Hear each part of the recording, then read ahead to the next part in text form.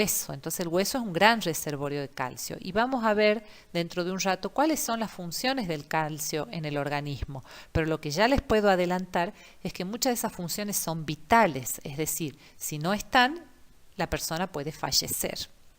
Entonces, como son vitales, el organismo tiene un sistema de aporte de calcio cuando este calcio baje sus niveles en la sangre.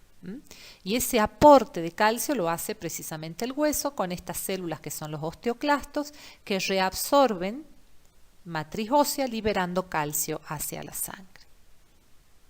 Bien, lo que tenemos en esta imagen, y es muy importante, es la histología del hueso. La histología del hueso se llama sistema Havers u osteón. Havers es la persona que lo describe, ¿sí?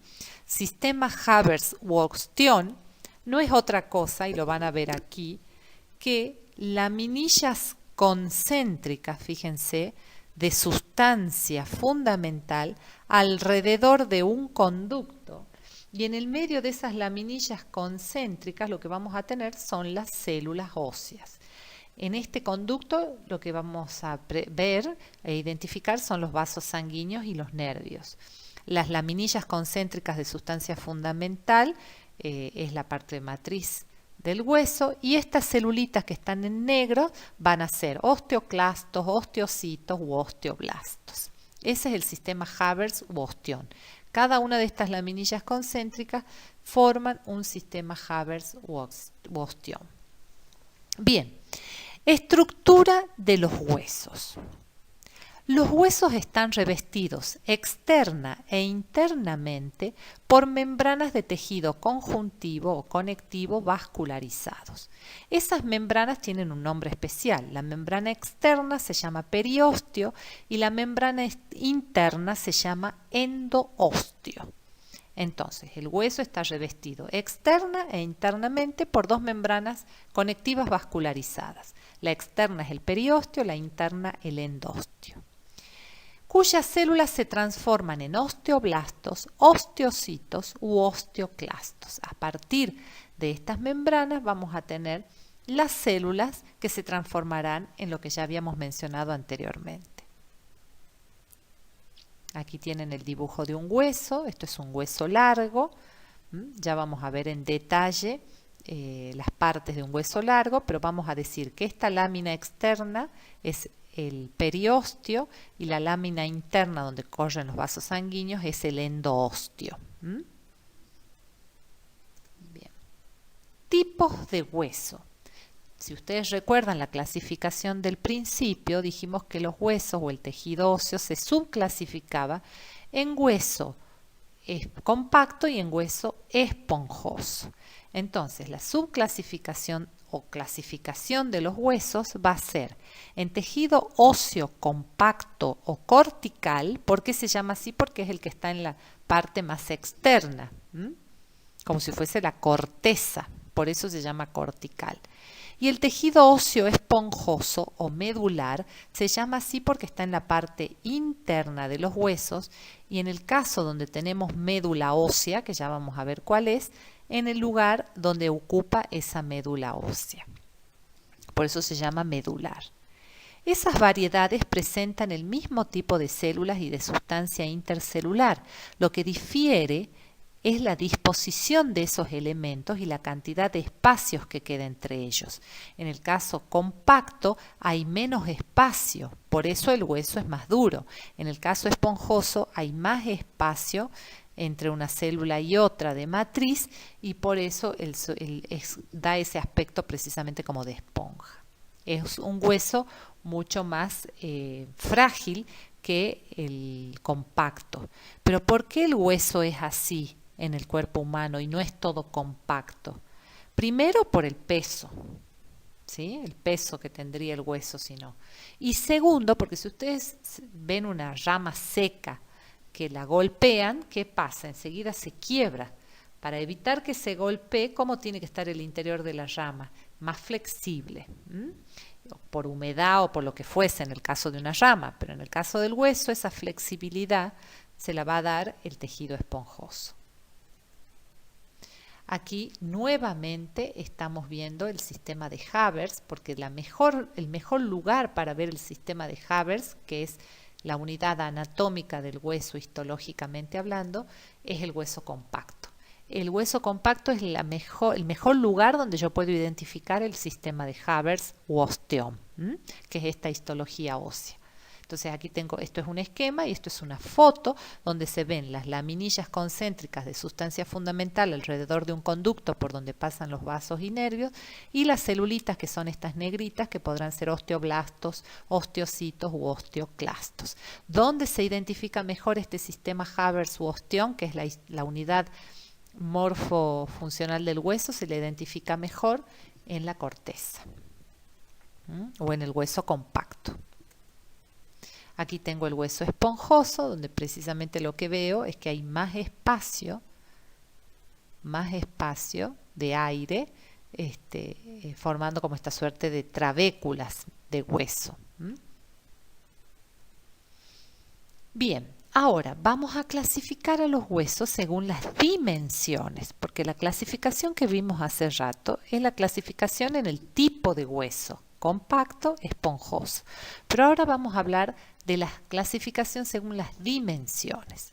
Y vamos a decir que de acuerdo a la longitud tenemos huesos largos que se encuentran en las extremidades. En esos huesos precisamente lo que predomina es la longitud. Predominará sobre qué otras medidas, sobre el ancho y sobre el espesor. Las tres medidas que vamos a considerar en huesos son longitud o largo, ancho y espesor. Este tipo de huesos, llamados huesos largos, precisamente se llaman así porque la medida que predomina es la longitud y se ubican en las extremidades. ¿Cuáles extremidades? Las extremidades superiores, que serán los brazos, las extremidades inferiores, que serán los muslos, las piernas. Estos huesos, ¿qué tienen como características? Que tienen epífisis. Epífisis son los extremos, diáfisis, que es lo que queda en el medio, y la unión entre diáfisis y epífisis se llaman metáfisis. Entonces vamos a tener epífisis o cabezas, que son los extremos de los huesos largos, en este otro también serían las epífisis o cabezas.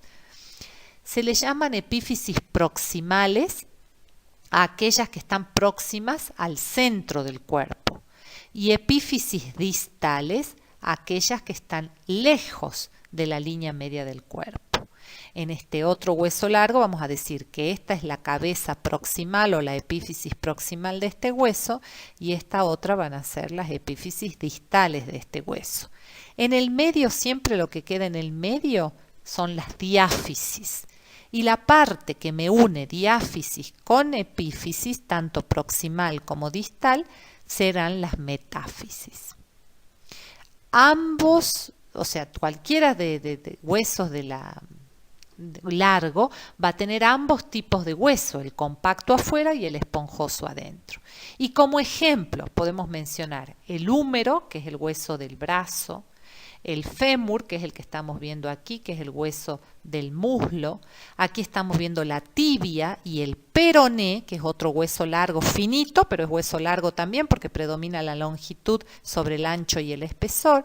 Entonces acá tenemos la tibia y el peroné. Estos pertenecen a los huesos de la pierna, pero ojo, porque las falanges, por ejemplo, las falanges son los huesos de la mano, ustedes los ven pequeños, pero son pequeños huesos largos, porque si uno ve una falange, ya vamos a ver imágenes después, la longitud predomina sobre las otras dimensiones, por más que sean pequeños. Entonces, no pensar que solamente los huesos muy grandes son huesos largos.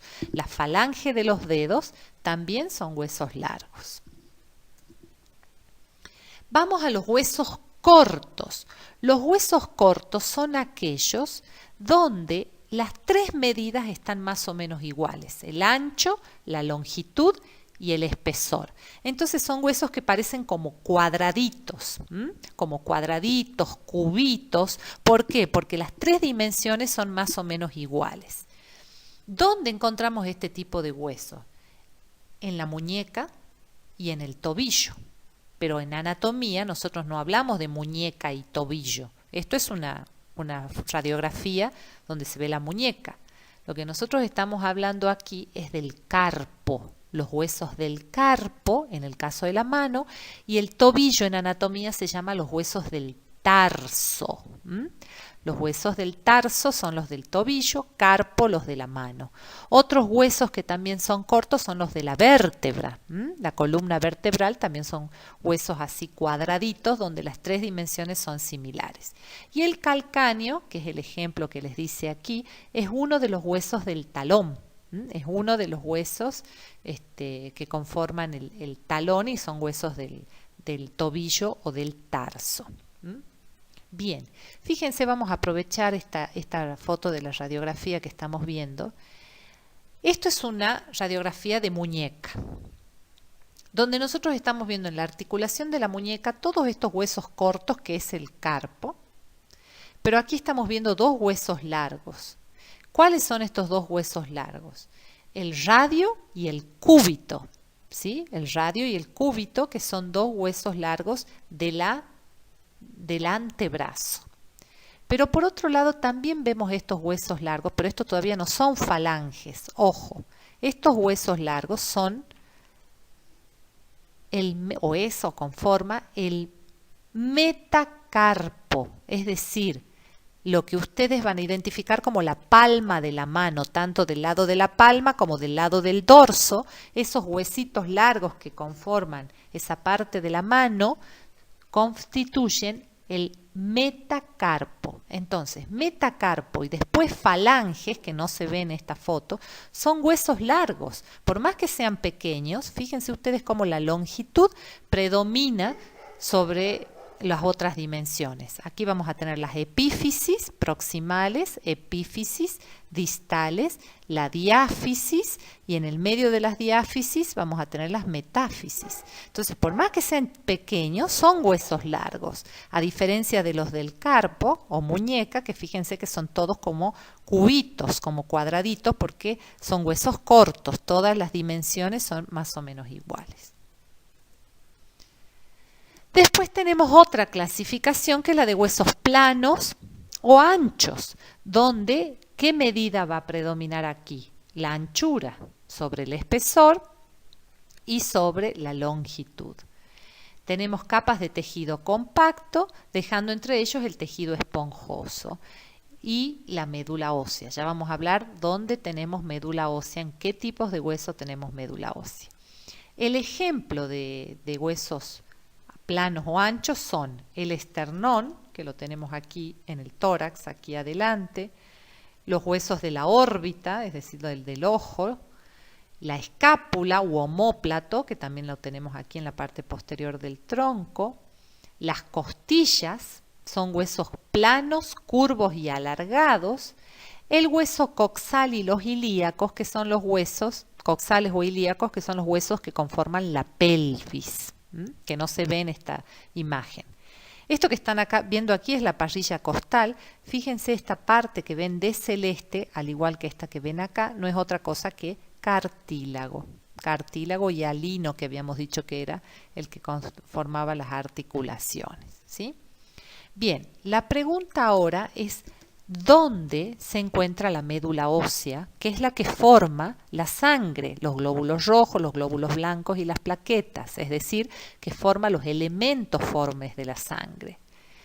Esa médula ósea no se ubica en todos los huesos, solamente se ubica en dos tipos de huesos, que son los huesos planos o anchos, el que acabamos de ver acá, huesos planos, o en la diáfisis de los huesos largos, es decir, en la parte del medio del hueso largo donde hay un conducto llamado conducto medular, es un conducto de tejido esponjoso o medular, donde allí se va a ubicar la médula ósea. Vulgarmente, para que ustedes tengan una idea, la médula ósea es la parte del caracú. Si ustedes han comido puchero alguna vez, el caracú de la vaca que está dentro del hueso es la médula ósea, que tiene ese sabor bien rico porque tiene mucha grasa.